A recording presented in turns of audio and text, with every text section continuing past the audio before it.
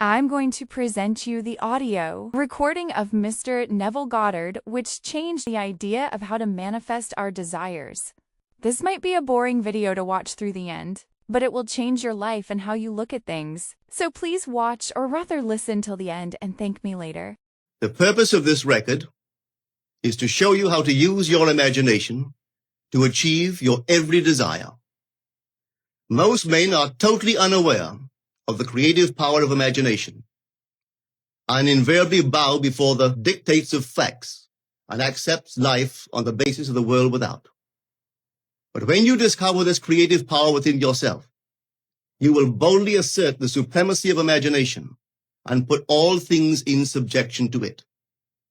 When the man speaks of God in man, he is totally unaware that this power called God in man is man's imagination. This is the creative power in man. There is nothing under heaven that is not plastic as potter's clay to the touch of the shaping spirit of imagination. Once a man said to me, Neville, I love to listen to you talk about imagination. But as I do so, I invariably touch the chair with my fingers and push my feet into the rug just to keep my sense of the reality and the profundity of things. Well, undoubtedly, he is still touching the chair with his fingers and pushing his feet into the rug. But now let me tell you another one who didn't touch with her fingers and didn't push that foot of hers onto the board of the streetcar. It's the story of a young girl, just turned 17. It was Christmas Eve, and she is sad of heart. For that year, she had lost her father in an accident, and she's returning home to what seemed to be an empty house. She was untrained to do anything, so got herself a job as a waitress. This night is quite late, Christmas Eve. It's raining. The car is full of laughing boys and girls home for their Christmas vacation. And she couldn't conceal the tears. Luckily for her, as I said, it was raining.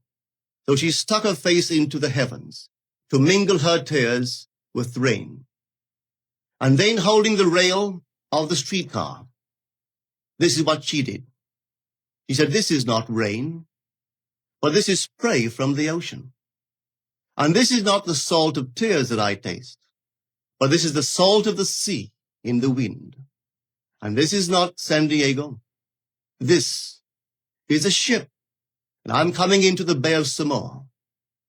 And there she felt the reality of all that she had imagined. Then came the end of the journey, and all are out. 10 days later, this girl received a letter from a firm in Chicago saying that her aunt, several years before, when she sailed for Europe, deposited with them $3,000 with instructions that if she did not return to America, this money should be paid to her niece. They had just received information of the aunt's death and were now acting upon her instructions. 1 month later, this girl sailed for Samoa. As she came into the bay, it was late that night, and there was salt of the sea in the wind. It wasn't raining, but there was spray in the air, and she actually felt what she felt 1 month before, only this time she had realized her objective. Now, this whole record is technique. I want to show you today how to put your wonderful imagination right into the feeling of your wish fulfilled, and let it remain there and fall asleep in that state. And I promise you from my own experience, you will realize the state in which you sleep if you could actually feel yourself right into the situation of your fulfilled desire and continue therein until you fall asleep.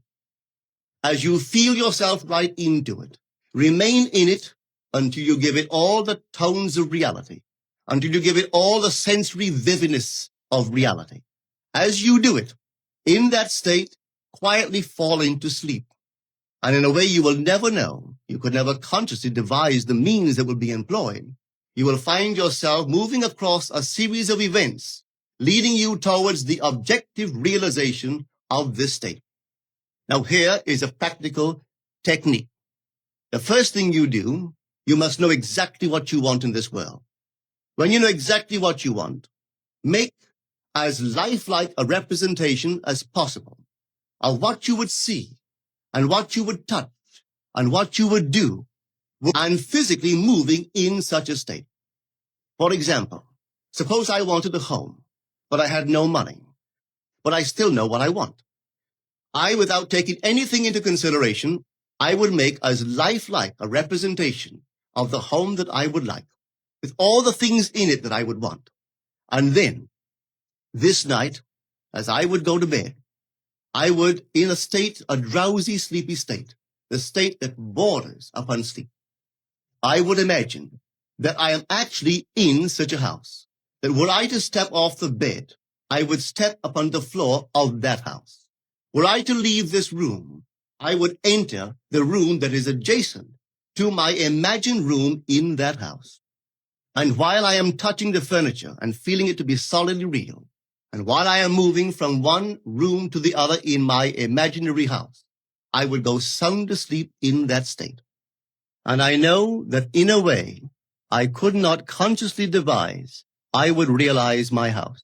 I have seen it work time and time again. If I wanted promotion in my business, I would ask myself what additional responsibilities would be mine were I to be given this great promotion. What would I do?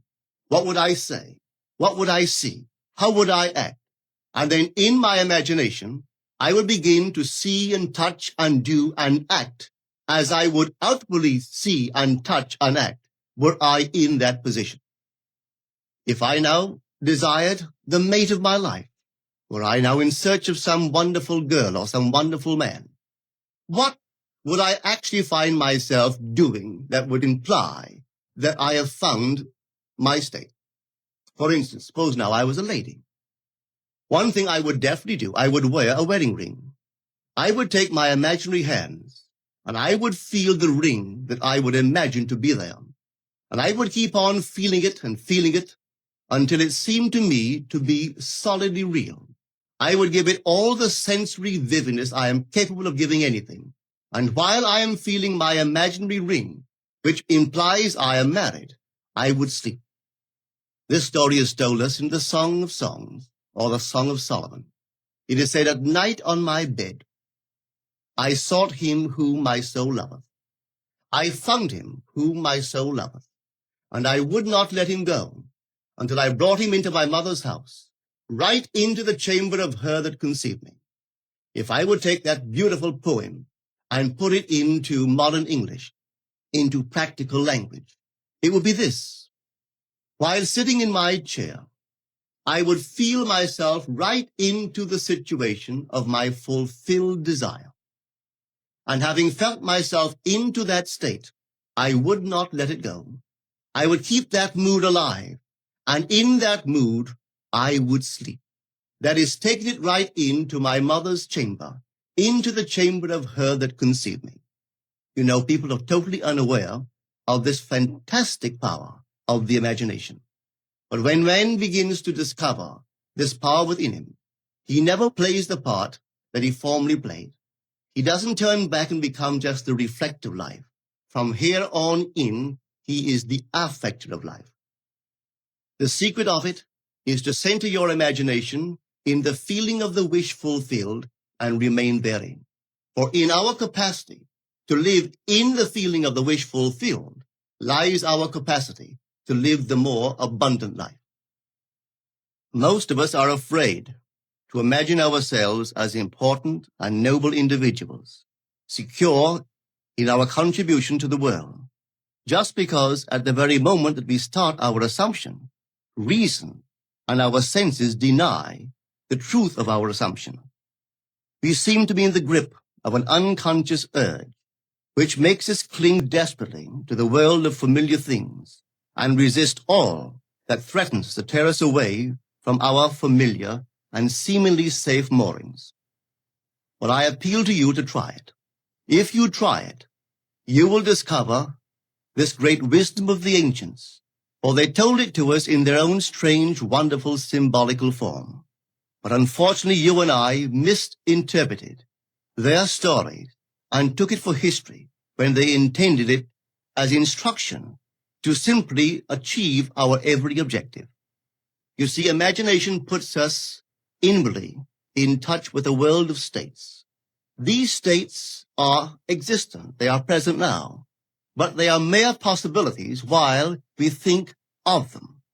But they become overpoweringly real when we think from them and dwell in them.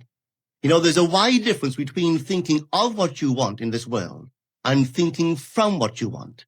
Let me tell you, when I first heard of the strange and wonderful power of the imagination, it was in 1933 in New York City. An old friend of mine taught it to me. He turned to the 14th of John, and this is what he read. In my Father's house are many mansions. If it were not so, I would have told you. I go to prepare a place for you. And if I go and prepare a place for you, I will come again and receive you unto myself, that where I am, there ye may be also. He explained to me that this central character of the Gospels was human imagination. That mansion was not a place in some heavenly house, but simply my desire. If I would make a living representation of the state desired, and then enter that state and abide in that state, I would realize it. At the time, I wanted to make a trip to the island of Barbados in the West Indies, but I had no money. He explained to me that if I would that night, as I slept in New York City, assume that I was sleeping in my earthly father's house in Barbados, and go sound asleep in that state, that I would realize my trip. Well, I took him at his word and tried it. For 1 month, night after night, as I fell asleep, I assumed I was sleeping in my father's home in Barbados. At the end of my month, an invitation from my family came, inviting me to spend the winter in Barbados. I sailed for Barbados the early part of December of that year. From then on, I knew I had found this Savior in myself. The old man told me that it would never fail. Even after it happened, I could hardly believe that it would not have happened anyway. That's how strange this whole thing is. On reflection, it happens so naturally. You begin to feel or to tell yourself, well, it would have happened anyway. And you quickly recover from this wonderful experience of yours. It never failed me if I would give the mood, the imagined mood, sensory vividness. I could tell you unnumbered case histories to show you how it works. But in essence, it's simple. You simply know what you want. When you know what you want, you're thinking of it. That is not enough. You must now begin to think from it. Well, how could I think from it? I am sitting here, and I desire to be elsewhere. How could I, while sitting here physically, put myself in imagination at a point in space removed from this room and make that real to me? Quite easily.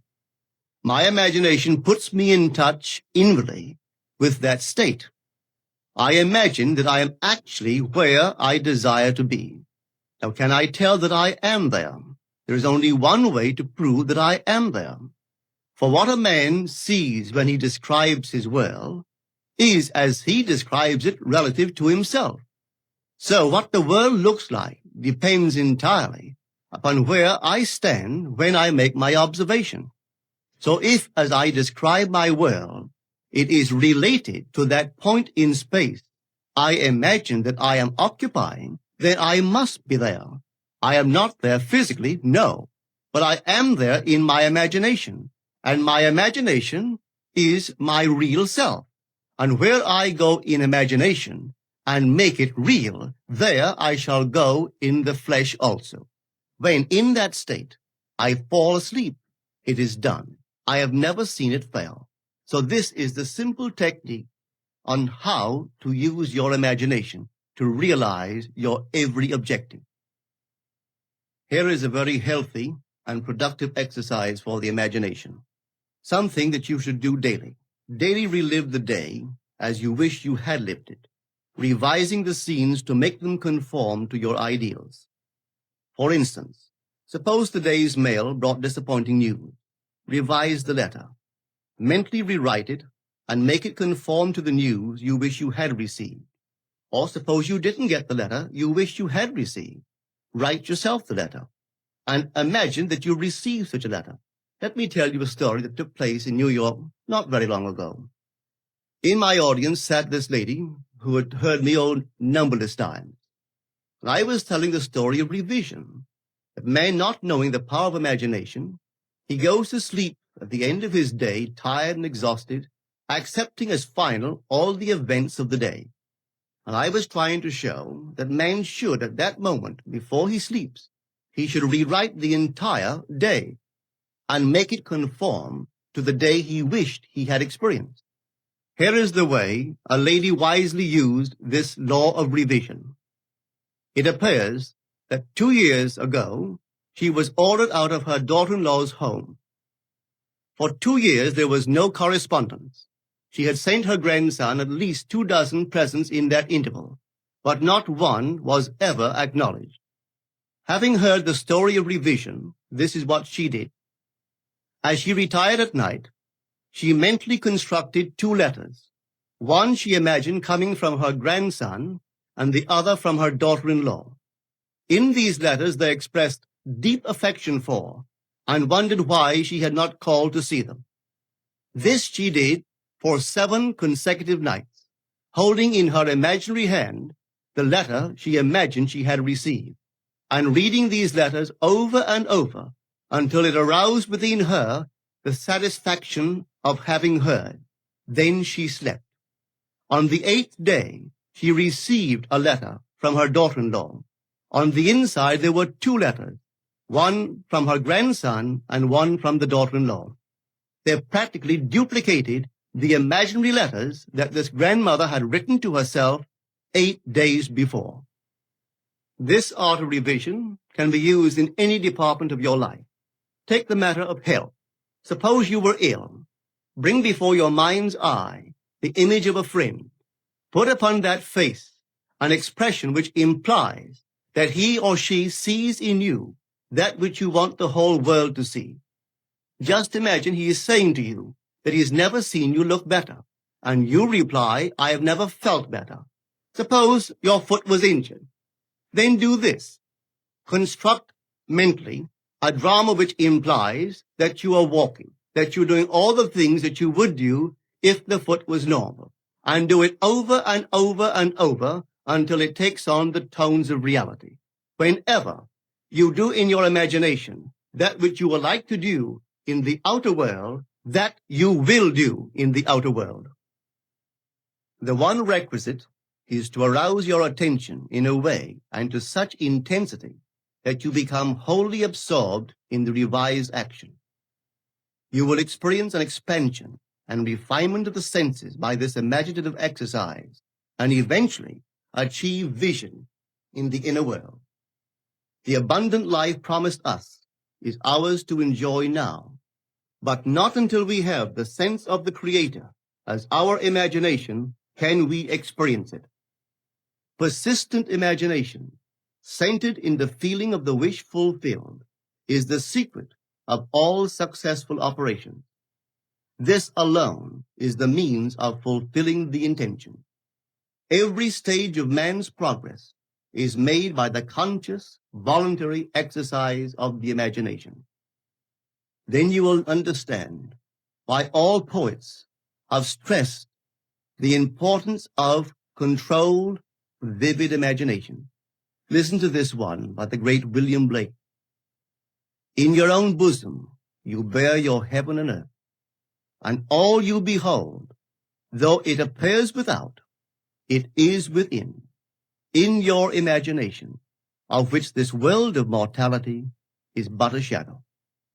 Try it, and you too will prove that your imagination is the Creator.